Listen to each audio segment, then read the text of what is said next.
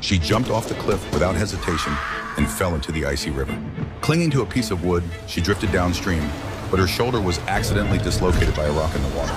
Seeing this, the developer led his men to chase her downstream. She finally struggled to reach the shore. Then she found a stone, pressed it against her arm, and pushed hard, resetting her dislocated shoulder. In the end, she picked some herbs, chewed them up, and applied the pulp to her wound to stop the bleeding. This was the survival skill of an Indian girl. Using available materials, she made a bow and arrow, and coated the arrowheads with poison to prepare for the counterattack. She used smoke as bait to lure the developer's group here. Hiding in the dark, she drew her bow and shot an arrow, hitting a mercenary in the leg. The developer's gang raised their guns and fired, but hit nothing. They chased her trail to a suspension bridge, but she had already disappeared. They walked onto the bridge, unaware that she was hiding under it. She secretly cut the ropes with a knife. Just as several of them were about to reach the center of the bridge, she cut the ropes completely. 2 mercenaries fell into the river. The female mercenary tried to fight back. She kicked out, sending the enemy's knife flying, then locked her legs around the enemy's neck, causing her to suffocate temporarily. Finally, she kicked the enemy in the abdomen, sending her plunging into the river.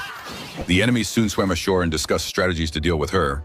She didn't kill them outright because she needed to follow them to find their camp. She sneaked into the camp, crept to the back of a tent, and eavesdropped on the real purpose of these tourism developers. Under the pretense of developing a scenic spot, the developers had offered the girl and her grandmother $50 million to buy their land. In reality, they had discovered a large amount of rare earth underground in the Indian village and planned to mine it for huge profits. She used her phone outside the tent to record all the criminal evidence. But when she returned to the village to expose them, she found her home burned down and her grandmother covered in a white cloth being carried onto an ambulance. Now she decided to take revenge in her own way.